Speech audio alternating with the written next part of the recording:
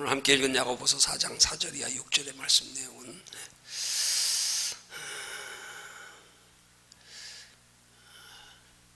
하나님의 택함받은 하나님의 자녀된 성도들이 영원한 하나님의 나라가 있음을 알고 믿으면서도 그 하나님을 사랑하며 가까이 하기보다 눈에 보이는 세상을 더 사랑하며 가까이 하는 그런 택한 백성들을 향하신 하나님의 경계와 권면의 말씀 내용입니다.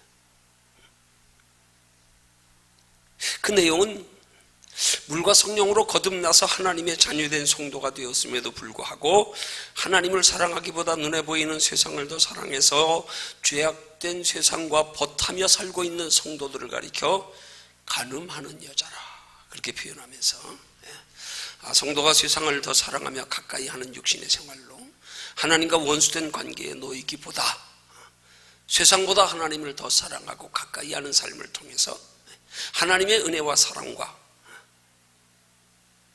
복을 받는 성도가 될 것을 가르쳐 권면하는 말씀의 내용입니다. 오늘 이 말씀 통해서 살펴볼 영적인 교훈의 내용은 먼저는 물과 성령으로 거듭나서 하나님의 자녀가 된 성도들이 하나님보다 세상을 더 사랑하며 가까이 하는 것을 하나님은 어떻게 보고 계시는가, 어떻게 생각하고 계시는가, 거기에 대해서 살펴보고요. 또 반대로 우리가 세상보다 하나님을 더 사랑하며 가까이 하는 믿음의 신앙생활을 할 때 하나님께서 우리를 어떻게 대하시는가, 여기에 대하여 세 가지로 살펴보면서 하나님과 벗된 신앙생활, 하나님과 벗된 삶 이런 제목으로 함께 은혜 나눕니다. 먼저 첫 번째로 살펴볼 것은 성도가 하나님보다 세상을 더 사랑하며 가까이 하는 것을 하나님은 어떻게 보시는가, 어떻게 생각하고 계시는가. 오늘 본문이 시작되는 4절 상반절에서 하나님은 이렇게 말씀합니다. 간음하는 여자들이에요.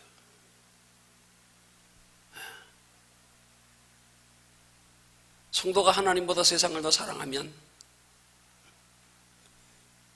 그 마치 남편 있는 여자가 다른 남자와 성관계를 갖는 간음 행위와도 같이 심각하게 여기신다는 뜻이에요. 비유적으로 말씀하시는 거예요. 우리가 생각하기에는 너무 지나친 표현 같다고 생각되지 않으세요? 이건 너무 지나친 것 같은데 하나님이 아무리 하나님 말씀이지만 어떻게 성도가 하나님보다 세상을 조금 더 사랑한다 그래서 어떻게 그렇게 간음하는 여자들과 비교하여 말씀하실까? 왜 하나님께서 사랑의 하나님이 그렇게 지나친 표현을 써가시면서까지 우리를 책망하시며 교훈하실까?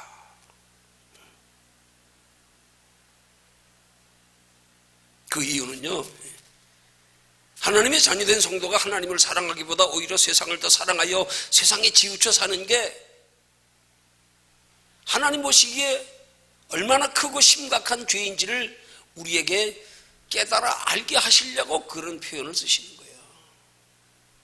내가 이 정도로까지 심각하게 여기는 거야. 너희가 하나님보다 세상을 더 사랑하며 소중히 여기는 걸.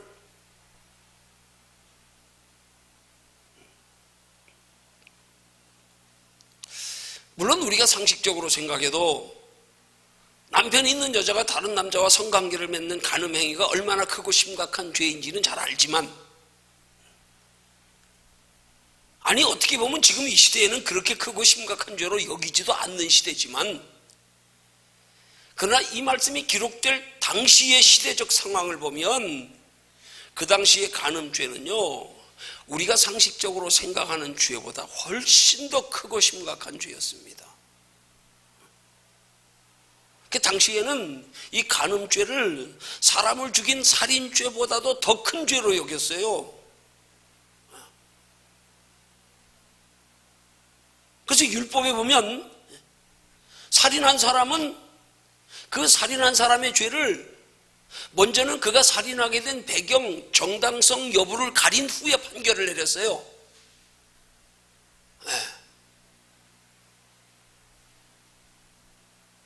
간음죄는요, 간음한 여자는 무조건 그 자리에서 돌로 쳐 죽이도록 율법에 명시되어 있어요.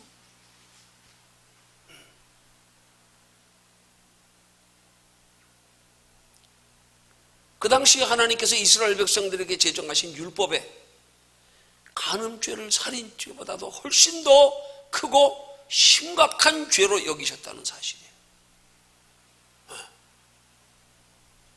그러면서 우리가 세상보다 하나님을 더 사랑해야 될 우리가 오히려 하나님보다 세상을 더 사랑하는 걸, 그렇게 살인죄보다도 더 심각한 죄로 규정지었던 그 시대의 율법에 준하여 우리에게 말씀하기를, 그건 마치 간음하는 여자와 같다, 이건 살인죄보다 더 심각하다, 와, 이렇게 말씀하시는 거예요 지금.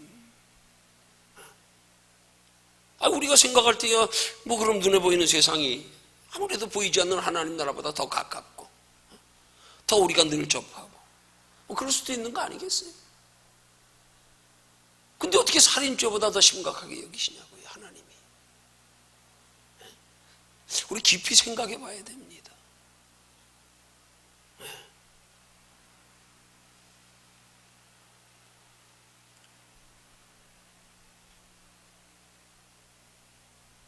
오늘 이 시대의 성도들은 과연 하나님보다 세상을 더 사랑하는 것을 얼마나 심각한 죄로 여기는가?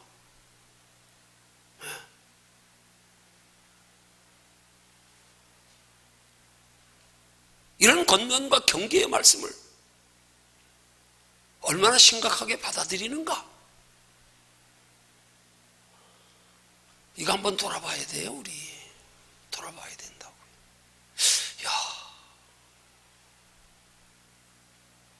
성도가 하나님보다 눈에 보이는 세상 것이 더 우선이고 급하고, 어떻게 보면 당연할 수도 있는데 왜 이렇게 심각하게 여기실까? 어떻게 살인죄보다도 더 큰 죄로 여기실까? 왜일까 도대체? 왜일까? 이 깊이 생각해 봐야 된단 말이에요. 그럼 우리 한번 깊이 생각하면서 한번 가정에서 생각해 봅시다.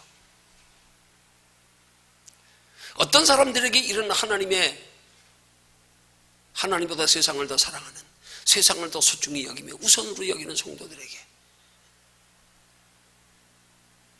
그런 세상을 사랑하며 소중히 여기며 우선으로 여기는 것을 살인죄보다 더 심각하게 여기는 것을 심각하게 받아들일 수 있는 성도들이 있겠는가? 그냥 평범한 일반 성도들은 그렇게 받아들여줄 수가 없어. 그렇게 말씀하시는 하나님의 의도의 깊이를, 그 심중을 헤아릴 수 없어.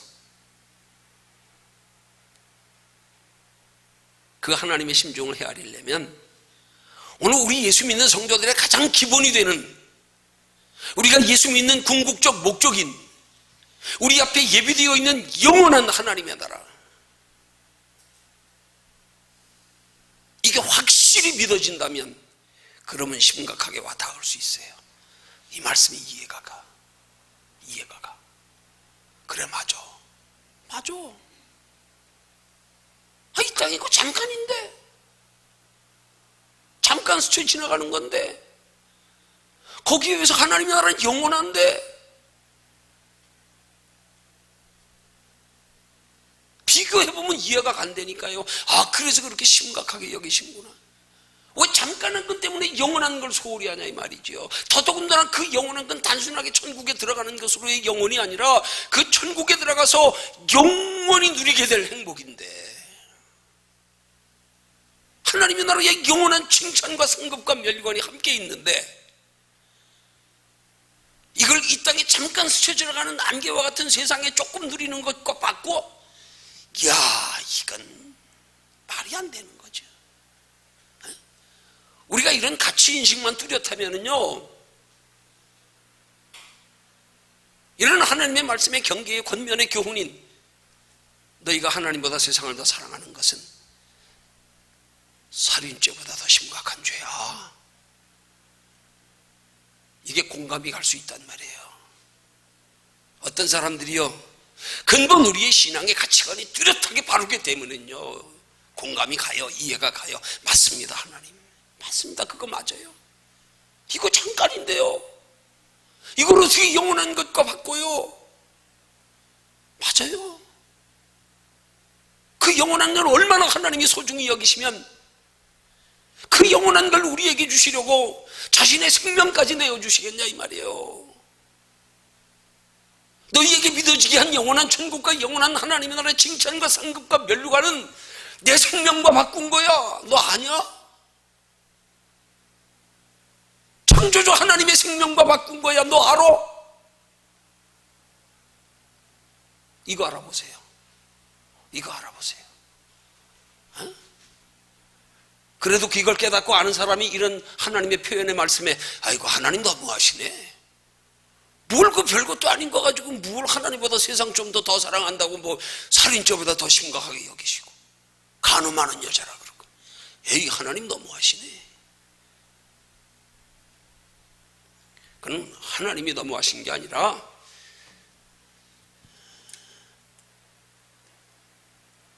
하나님께서 우리에게 예비해 두신 그 영원한 생명에 영원한 행복에 가치를 모르기 때문에 그러는 거란 말이에요. 알아보십시오. 깨달아져 보십시오. 이해가 갑니다. 더더군다나 그 하나님의 그 극진하신 그 크신 사랑 한번 생각해 보십시오. 날 영원히 살게 하시려고 영원히 행복하게 하시려고 당신의 생명까지 내어주시면서 우리를 택하셨는데 생각해 보십시오. 그래도 이 말씀이 거부감으로 부딪혀 오시겠어요? 그래도요? 그래도 너무하다고 생각되겠어요?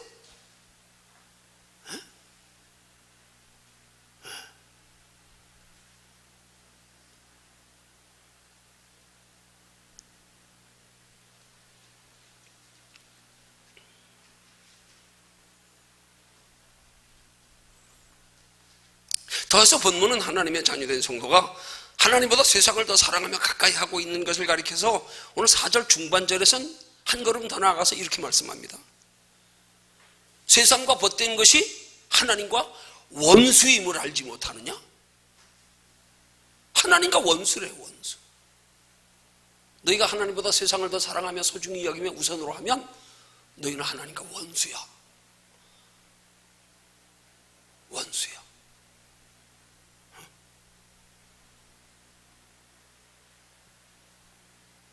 여기 원수라는 단어가요, 헬라어 원문을 그대로 표현하면 적개심을 품는다는 뜻이에요.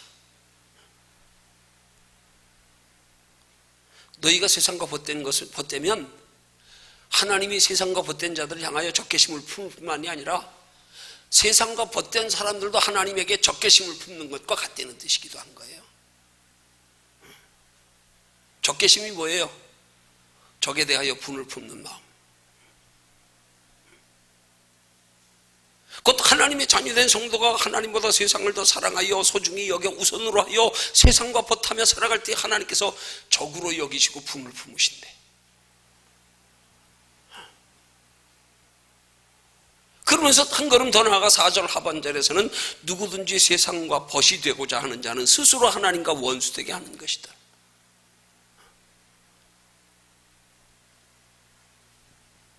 이건 곧 도리어 하나님이 내게 적개심을 품는 것만이 아니라 나도 하나님을 미워하는 거고 내가 하나님을 향하여 적개심을 품는 거다, 그런 말인 거예요. 하나님만 나를 미워하는 게 아니라 나도 하나님 미워하는 거라는 거예요. 그거는 너도 나 미워하는 거예요. 그거는 곧 너도 나에 대해서 적개심 품는 거야. 네가 하나님보다 잠깐 있다 없어지는 안개와 같은 세상 것들을 더 사랑하며 소중히 여기면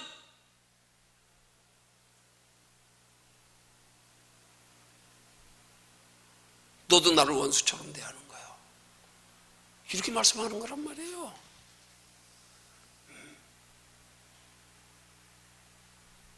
여러분, 중요한 사실은요, 이런 하나님의 표현이 우리를 얼마나 사랑하시는가에 대한 역설적인 표현인 거예요. 아시겠어요? 하나님의 이런 극한 표현의 의도를 바로 깊이 헤아리지 못하면 우린 율법주의적인 사고방식을 가지고 하나님을 향하여 두려워하고요, 부정적으로 생각하고요, 아, 예수 믿기 힘드네, 부담스러워, 못 믿겠네, 이렇게 된단 말이에요. 근데 이렇게 표현까지 하시는 하나님의 편에서 우리가 깊이 생각해 보면, 아, 설마 하나님이 자신의 생명까지 내어주시면서까지 우리를 그토록 사랑하시는 우리에게 뭘 그렇게 적개심을 품고 원수로 여기시고 살인죄보다 심각하게 여기시고, 역설적인 표현이란 말이에요. 내가 너희 얼마나 사랑하는 줄 아냐, 너 얼마나 사랑하는 줄 아냐.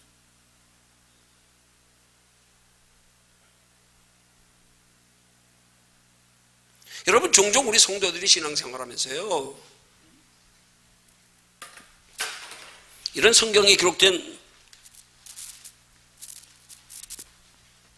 하나님의 책망과 경고의 말씀들을 들을 때요, 이런 하나님의 깊은 심정을 헤아려 듣지 못하면 하나님의 말씀에 깊은 은혜를 받을 수가 없어요.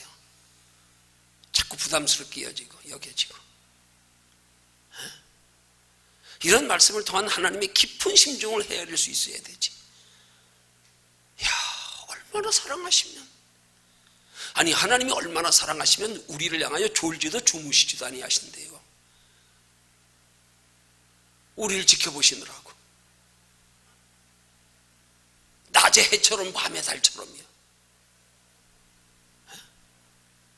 얼마나 소중히 여기고 아끼고 사랑하시면 우리 머리카락 하나까지 세고 계신대요.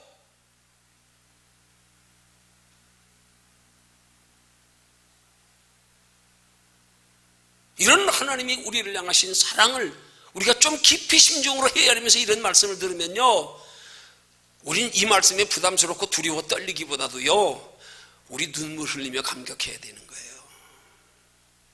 하나님, 나 같은 죄인이 뭔데 그렇게까지 사랑하세요? 그렇게 사랑하니까 하나님 품을 벗어나는 걸 눈뜨고 못 보겠다 이 말이에요.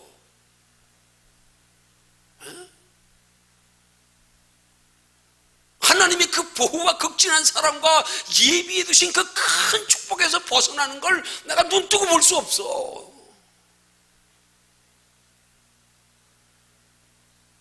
이런 깊은 의미가 이런 책망 속에 들어있단 말이에요. 하나님의 말씀을 대해도 여러분이 그런 하나님의 깊은 심정을 헤아리면서 말씀을 대해야 이 말씀이 제대로 깨달아진단 말이에요. 그래야 변화가 일어나지. 말씀을 들으면서도 말씀의 심정의 의도를 이해를 못하니까 오해가 생기는 거 아니에요? 상처를 왜 받습니까? 생명까지 내어주신 하나님의 말씀 앞에 왜 상처를 받습니까? 왜 부담을 가지십니까? 하나님의 깊은 심정을 헤아리지 못해서 그래요. 그거 헤아리면은요, 어떤 책망이라도 책망이 클수록 우리는 우리 속에 깨달아지는 은혜가 깊은 거예요.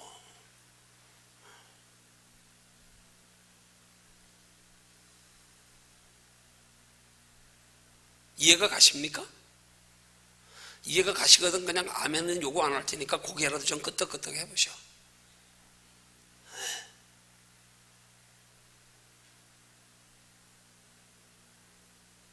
하나님의 말씀을 자꾸 내 기준으로 받으니까 조금만 나한테 안 맞으면 틀어지네.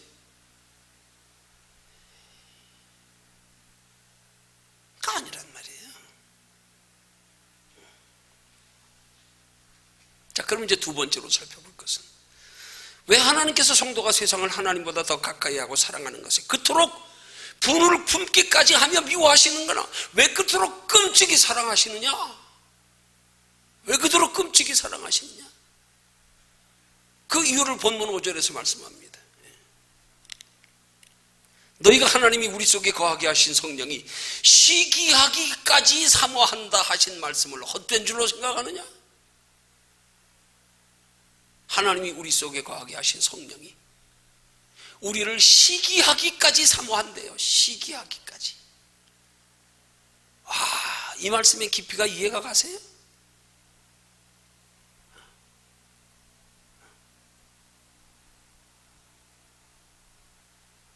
표현하면 하나님께서 하나님의 자녀된 성도들 속에 거하게 하신 성령께서 성도가 하나님보다 세상을 더 사랑하며 가까이하며 우선으로 소중히 여기는 것을 시기하고 질투하시기까지 하시면서 성도가 세상보다 하나님을 더 사랑하며 가까이 하기를 그렇게 간절히 바라고 원하신다는 뜻이에요.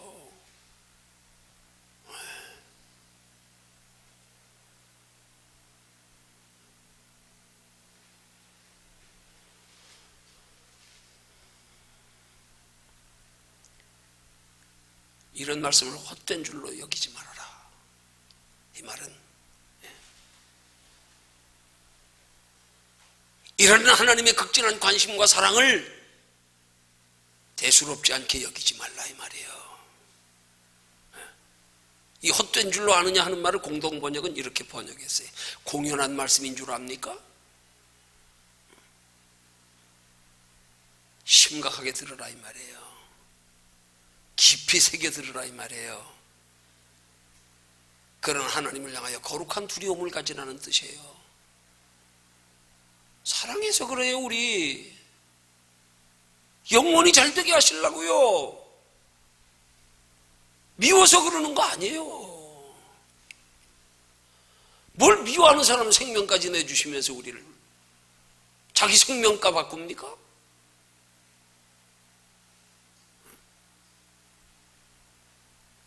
우리 속담에 그런 말 있지요. 여자가 한을 품으면 어느 월에도 서리가 내린다고요. 한이 어디서 품어져요? 내가 상대방을 그토록 생명을 다 들여가면서까지 사랑하는데 반응 없으면 한이 생기는 거예요. 사랑하지 않는 사람은 한 없어요. 무슨 한이 있으면 무관심이지. 내가 너를 얼마나 사랑하는데 너 나한테 반응이 없냐 이 말이에요. 그때 한을 품는 거예요. 하나님이 우리에게 한 품고 하시는 말씀이에요. 내가 너 얼마나 사랑하는 줄 알아? 너 근데 내 사랑을 조금이라도 헤아려 봤어? 그 사랑도 헤아려 보지 못하고 조금만 감당하며 원망하며 불평하며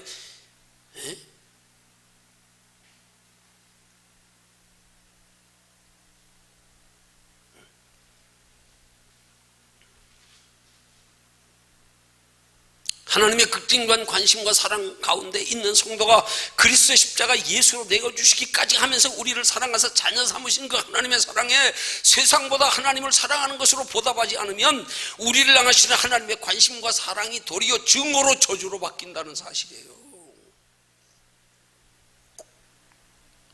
어떻게 보면 지옥이 하나님의 그 증오의 결과예요. 생명까지 내어줬는데 안 받아들여? 생명까지 내어줬는데?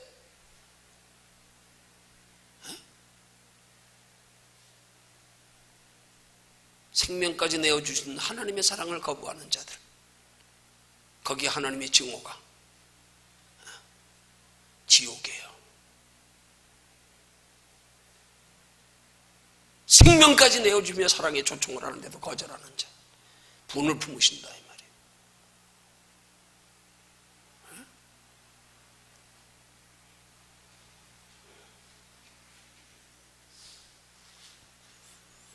그렇지만 하나님의 자녀된 저와 여러분들이 하나님의 극진한 관심과 사랑을 받은 자답게 세상을 사랑하기보다 하나님을 더 사랑하고 가까이 하면 하나님께서 우리에게 더 큰 은혜를 주신다고 말씀합니다. 오늘 6절 상반절의 말씀해 보니까 그러나 더욱 큰 은혜를 주시나니 그러므로 일러스되 하나님이 교만한 자를 물리치고 겸손한 자에게 은혜를 주시느니라. 겸손한 자에겐 더 큰 은혜를 주신다. 이렇게 하나님보다 세상을 더 사랑하며 소중히 여기며 우선으로 사는 자들에게 그 죄는 하나님 보실 때 살인죄보다 더한 심각한 죄야. 그 속에 들어있는 하나님의 그 깊은 사랑의 배려를 깨달아 알고 겸손히 수긍하는 자, 더 큰 은혜 주신다는 거예요. 그래, 네가 내 심정 아는구나. 내 심정 아는구나.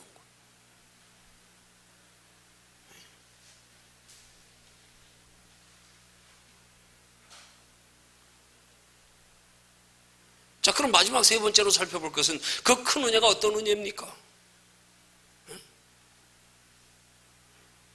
그 큰 은혜가요.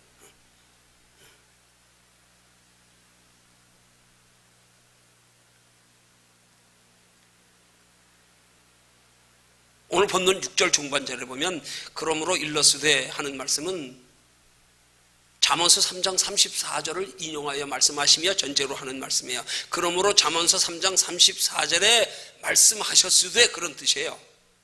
그리고 잠언서 34절을 인용해서 말씀하는 내용이 진실로 그는 거만한 자를 비웃으시되 겸손한 자에게 은혜를 베푸시나니, 그렇게 말씀하는 거예요. 잠언서를 인용해서. 곧 성도가 세상을 사랑하기보다 하나님을 더 사랑하고 가까이 할 때 하나님께서 그를 겸손한 자로 여기시고 은혜를 베풀어 주신다는 말씀. 근데 그 은혜를 베풀어 주시는 것을 이어서 잠언서 3장 35절에서 말씀하기를 지혜로운 자라고 말씀하고 영광을 기업으로 받거니와 하고 말씀합니다. 어떤 은혜요? 영광을 기업으로 받는 은혜. 영광을 기업으로 받는다는 건 하나님의 나라에 예비된 영원한 상을 말하는 거예요. 세상보다 하나님을 더 사랑하는 자에게 그를 겸손한 자로 여기시는 은혜를 베풀어 주신데, 그 은혜는 하나님의 나라에 예비된 영원한 칭찬과 상급과 면류관이다. 그를 지혜로운 자라 말하는 거예요. 영광을 기업으로 받거니와. 영광은 이 땅에서 복을 말하는 게 아니에요. 하나님 나라의 영원한 복을 말하는 거예요. 예수님이 십자가를 개의치 아니하시고 부끄러움을 개의치 아니하시고 십자가에 못 박혀 돌아가신 것을 하나님 영광 보좌 우편을 바라보고 부끄러움을 개의치 아니하셨다 그랬잖아요. 장차 받을 영원한 축복을 영광이라 그러는 거예요. 기껏 성도들이 이 땅에서 육신에 드러는 것 가지고 영광이라고요? 그건 영광 아니에요. 뭘 하나님의 영광이 그렇게 가치 없습니까? 택한 백성들에게 너희는 아침 안개니라 그렇게 말씀하신 하나님이 아침 안개와 같은 짧은 세상에 조금 누리는 것 가지고 영광이라는 말을 감히 거기다 섞어요? 거기다가? 그게 뭔 영광이에요 그게? 육신의 것으로 잠깐 누리다 흙으로 돌아가면 끝나버릴 거. 아무리 좋은 거 비싼 거 맛있는 거 먹어도 화장실 한번 갔다 오면 끝나는 거. 거기다 어떻게 영광이라는 말을 갖다 붙여요? 툭하면 하나님의 영광이라 그러면서 구하는 건 세상 것. 그것 가지고 하나님 영광 돌린다고. 우리 자녀 용대가 용꼬리 되지 말고 뱀대가리 되게 해달라고? 그게 영광입니까? 영광을 아무데나 붙이는 게 아니에요. 하나님 나라의 영원한 상을 말하는 거예요.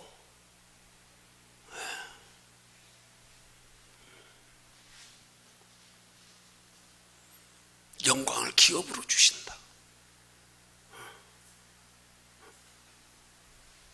거기에는 이 땅의 복과 함께 하나님의 나라의 칭찬 상급과 면류관이 다 포함되어 있는 거예요. 그 하나님의 나라에 예비된 영원한 영광을 누리게 하기 위해서 그런 자들에게는 하나님이 이 땅에서도 그걸 준비하며 살아가는데 부족함이 없도록 채워주시는 거란 말이에요. 왜 우리가 이 땅에서 복을 못 누립니까? 목적을 다른 데 두고 있으니까 그래요. 다른 데 두고 있으니까 그래요.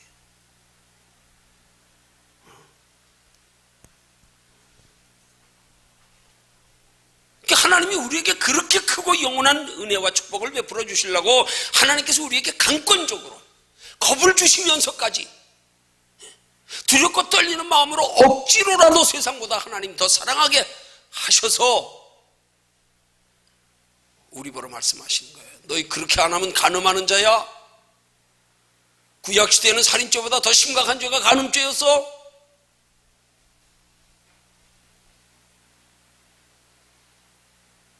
그렇게 말씀하는 거란 말입니다.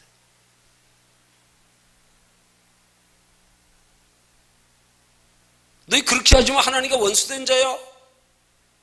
네 스스로 나하고 원수 짓는 거야. 그렇게 말하는 거란 말입니다.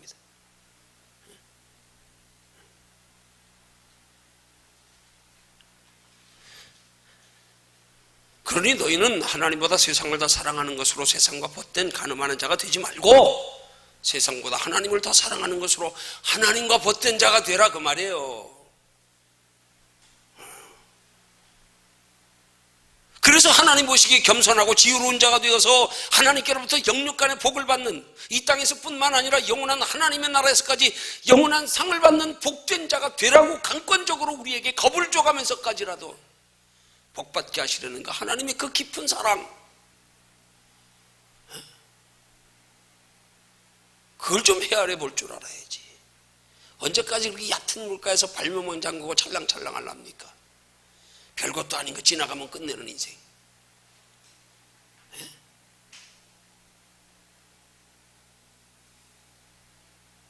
자, 그러기 위해서 그러면 마지막으로 하나님과 벗된 자가 되고 하나님과 벗기고 행하는 신앙생활이 되기 위해서 우리는 구체적으로 어떻게 행하는 신앙생활이 돼야 되는가? 여러분, 하나님과 벗된 신앙생활이 두 가지요. 첫째는 하나님과 마음으로 벗된 신앙생활이 있고요, 우리의 행위로 벗된 신앙생활이 있어요.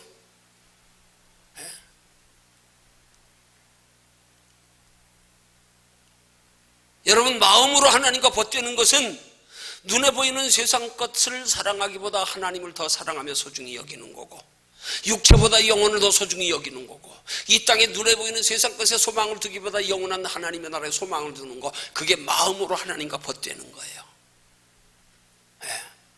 그럼 비교해서 행위로 하나님과 벗되는 것은 무엇이냐? 행위로 하나님과 벗되는 것은 하나님의 기록된 말씀대로 배우고 깨닫는 말씀대로 살기를 힘쓰는 거고요, 기도로 날마다 하나님과 교통하며 교제하며 하나님을 의지하며 살기를 힘쓰는 거고요, 그 다음에 우리 안에 거하시는 성령의 인도하심을 따라 살아가는 것, 그게 행위로 하나님과 벗되는 거예요.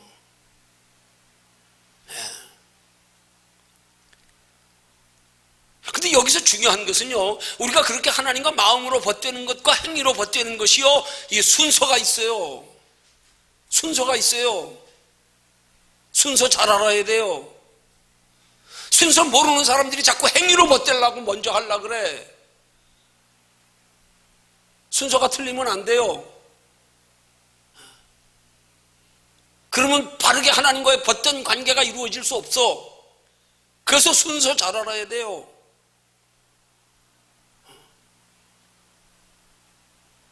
제가 이런 말씀을 준비하며 깨닫고요, 제가 얼마나 감사하는지 몰라요. 아유, 하나님 어떻게 저 같은 사람에게, 저 같은 무능한 자 이런 깊이까지 깨닫게 해주세요. 나 감격하면서 준비해요. 어떤 때는요, 어떻게 이런 것까지 깨닫게 해주세요, 하나님, 나 같은 놈한테.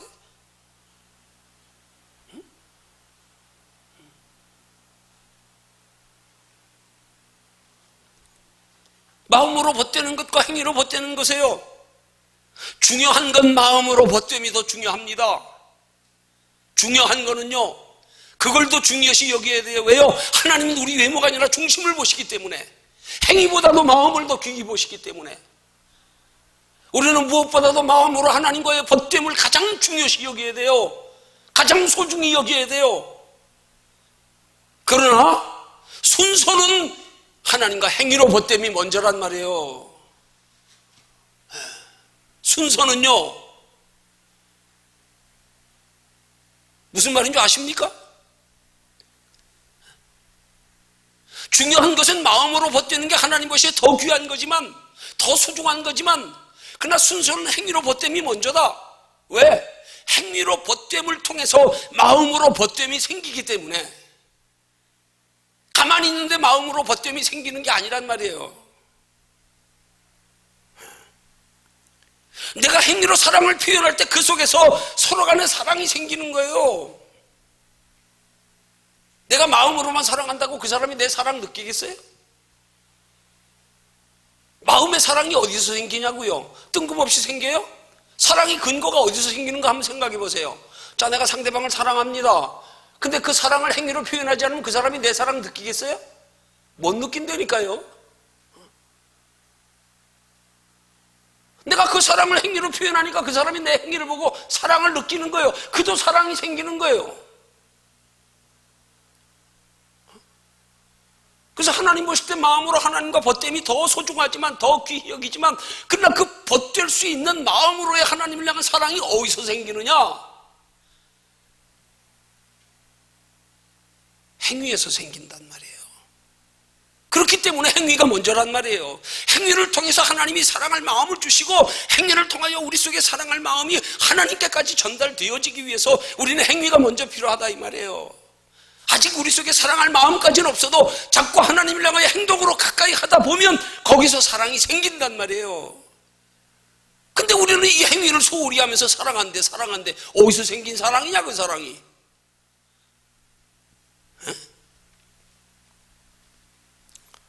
여기 굉장히 중요한 걸 사랑의 기술이라고 하는 책을 쓴 유명한 에릭 프롬에 대해 얘기를 여기 꼭 삽입해서 설명을 좀 예로 드려야 될 것 같아. 에릭 프롬이라고 하는 분이 사랑의 기술이라고 하는 책을 썼거든요. 그 사랑의 기술이라는 말은 사랑이 생길 수 있는 방법을 설명하고자 하는 거예요. 사랑에도 기술이 필요하다. 사랑에도. 아니 사랑이면 사랑이지 사랑의 기술은 뭐야? 거기도 기술이 필요해. 사랑에도.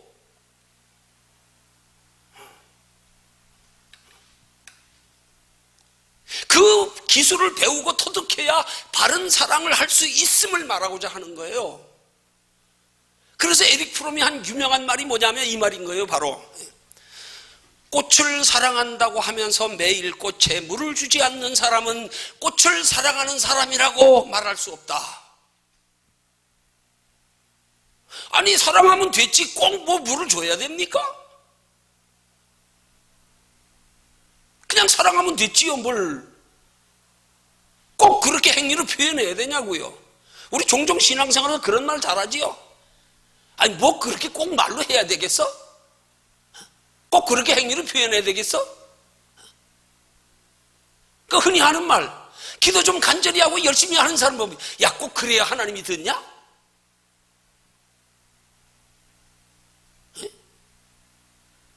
아주 그럴듯한 합리화하는 그건 가식적인 언어. 제일 싫어하는 거 하나님이. 야 하나님이 귀가 먹었냐? 귀 안 먹었어. 그렇게 부르짖는 사람 속에 부르짖으면 동기를 하나님이 마음을 보시기 때문에 너 귀하다 그러지. 그러면 꽃을 사랑한다고 하면서 꽃에 매일 물을 주지 않는 사람은 꽃을 사랑하는 사람이라고 말할 자격도 없다. 그럼 그 말의 의미가 뭐겠어요?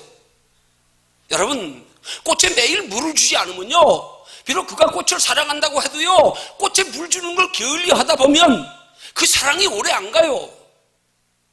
점점점 나도 모르게 관심에서 멀어져요. 잊어버려져요. 그럼 사랑이 시들해지는 거예요.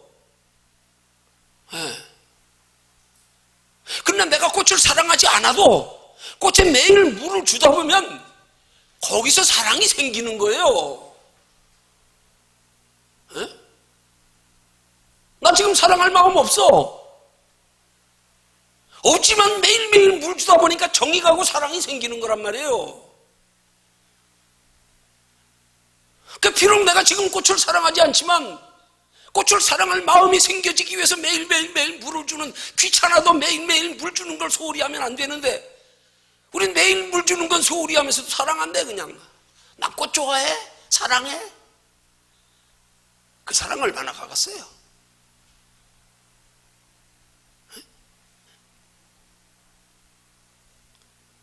자 그러면 사랑의 기술이라는 말의 정의대로 그럼 꽃을 사랑하는 방법이 뭐겠어요?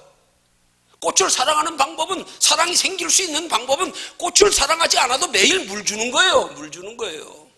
매일 물 주는 거예요. 물 주다 보면 사랑이 생긴다니까요. 이거 우리 신앙에 그대로 대입해 보세요. 하나님을 사랑할 수 있는 믿음의 원리도 마찬가지란 말이에요. 꽃을 사랑하는 마음이 생기기 위해서 매일 꽃에 물을 주는 행위가 필요하듯이 하나님을 사랑하는 마음이 생기기 위해서 비록 지금 내가 하나님을 사랑할 마음이 없고 하나님 사랑하지 않아도 매일 자주 수시로 말씀과 기도로 하나님을 가까이 하다 보면 거기서 하나님 사랑할 마음이 생긴단 말이에요.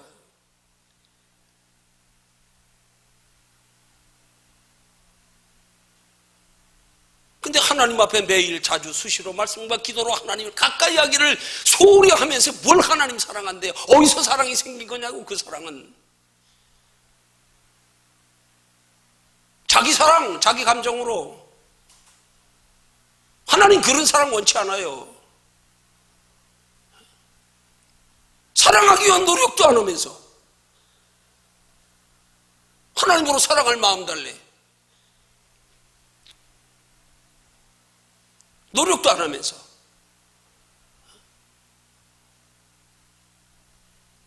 하나님을 사랑하는 게 우리에게 얼마나 복인데요. 하나님 사랑할 때 하나님이 우리에게 베풀어 주는 그 복, 이 가치를 좀 알아야 돼. 그랬어요. 알아야 돼. 그래서 우리는 하나님 사랑하길, 아니요, 사랑하길 아니에요. 사랑하는 마음 얻기를 힘써야 된단 말이에요. 지금 사랑할 마음 없어요. 그래도 하나님이 내게 사랑할 마음을 주시도록 하기 위해서 억지로 매여서라도, 힘들어도 매일 자주 수시로 말씀과 기도를 부지런히 접하다 보면 사랑이 생긴단 말이에요. 응? 그 왜 내게 사랑할 마음이 없는 거예요? 결론은 왜 그런 거예요? 내가 하나님께서 내 속에 하나님을 사랑할 마음 주시도록 하기 위한 내 행위가 없으니까 그런 거잖아요. 사랑할 마음을 주시게 하기 위한 행위, 이건 소홀히 하면서 뭐 인격 가지고 감정 가지고 자기 의지로 사랑합니다. 하나님 그런 사랑 받기 원하시지 않아요. 아니 사람이 뭘 개미한테 사랑받기를 원하겠어? 한낱 미천한 미물인 인간 앞에 하나님이 무언 그들에게 사랑받기를 원하겠어? 어떤 사랑? 하나님이 주어서 생기는 사랑, 하나님이 사랑을 주시도록 하기 위한 노력은 소홀히 하면서.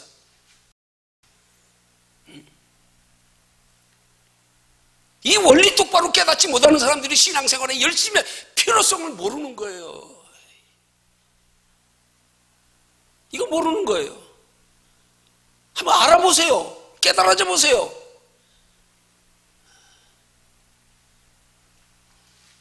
하나님이 우리 속에 사랑할 마음 주시게 하기 위한 노력에 길을 쓰지요.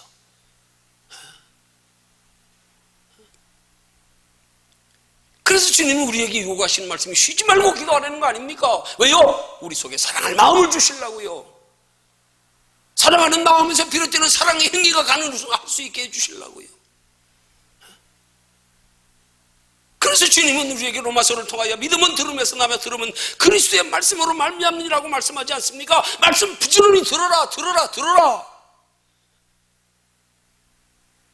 그럴 때 그 속에 하나님 사랑할 마음이 생겨. 그래서 하나님이 사랑할 마음이 생겨진 그 사랑 가지고 하나님 사랑하라 이 말이에요.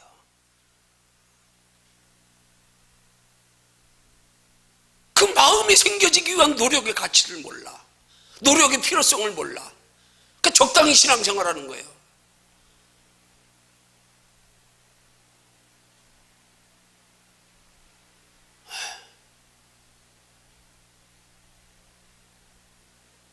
열심히 하면 누구나 다 생겨요. 그건 지혜가 사람 지혜가 아니에요. 말씀 기도 부지런히 해보십시오. 반드시 믿음이 생기게 돼 있어. 사랑이 생기게 돼 있어. 내가 말씀 기도 가까이 부지런히 하는 만큼이에요.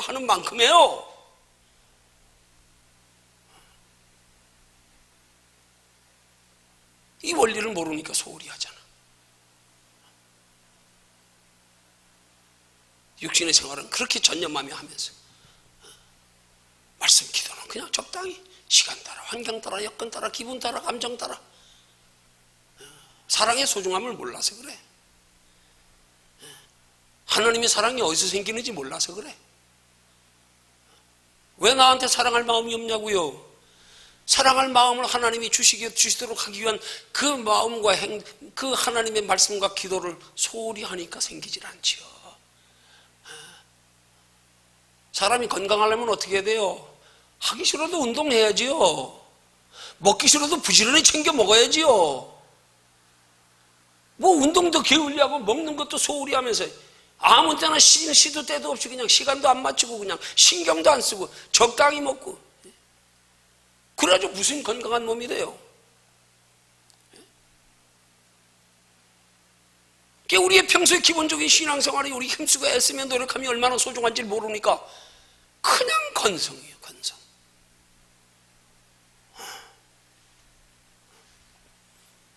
내 속에 하나님을 사랑하는 마음이 생기기 위해서 하나님의 말씀을 자주 들어야 돼요. 아직 피로를 못 느끼더라도 자주 들어야 돼요. 들을 때마다 깊이 새겨 들어야 돼요. 다른 사람 들으라고 하는 말로 듣지 마세요. 내게 주시는 말씀으로 들으세요. 기도도 마찬가지요. 간절히 하세요. 간절히요. 기도는 시간과 비례합니다. 뭐 간절하면 그냥 한 1분만 해도 돼요? 아니요. 간절한 마음과 시간이 동행돼 비례되는 거예요.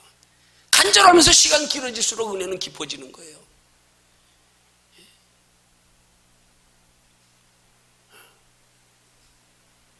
더하여 기도하되 우리의 기도하는 내용의 목적과 동기를 바르게 하고요. 날마다 육신의 것만 가지고 기도하는데 뭘 거기서 하나님 사랑할 마음이 생겨. 점점 세상을 사랑할 마음만 더 생기지 점점. 날마다 세상 것에 미쳐가지고 그냥 그거만 신경 쓰고.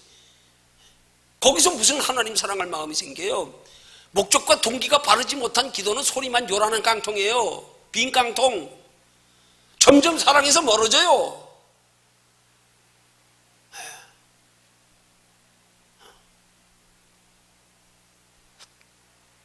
그렇게 말씀과 기도를 통한 우리의 행위가 우리 속에 하나님을 사랑할 마음이 생겨지게 만든단 말이에요. 자꾸 자라가게 만들고 깊어지게 만들고.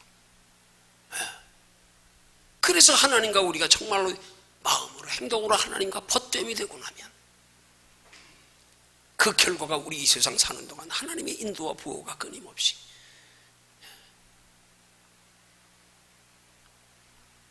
농사 짓지 않고 깃들 것 없어도 때를 따라 먹이 부이시 피는 공중 나는 새와 같이 들의 백합화처럼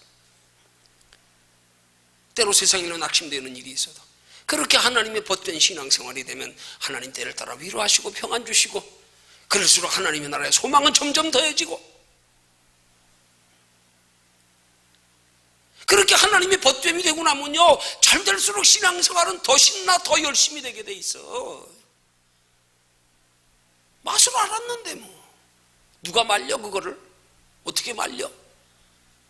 맛을 모르니까 지가 맛을 몰라서 그러면서 남들보다 별나다고 지나치다고 야 그렇게 해야 되냐?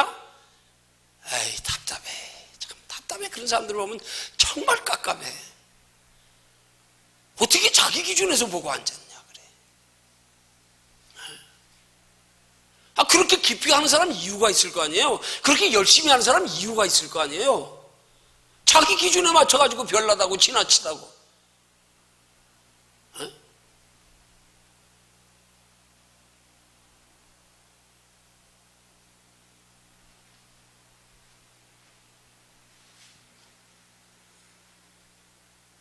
잘 될수록 열심히 하는 만큼 믿음도 더해지고 복도 더해지고 하나님 나라의 영원한 상도 갈수록 더해져가고.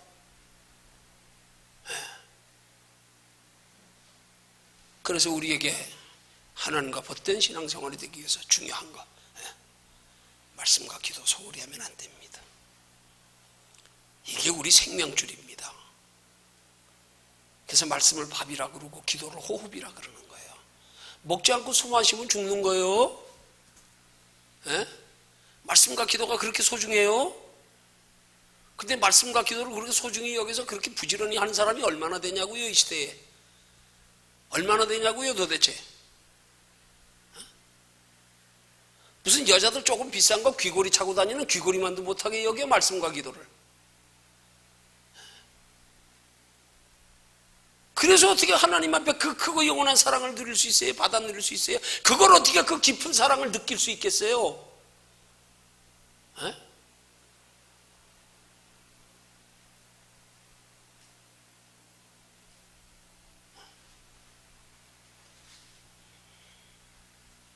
결론 냈습니다. 말씀으로 기도로 성령의 인도하심을 따라 행하는 신앙생활로 날마다 하나님과 벗된 신앙생활이 되기를 힘쓰는 저와 여러분들이 되시기를 주님의 이름으로 축원합니다.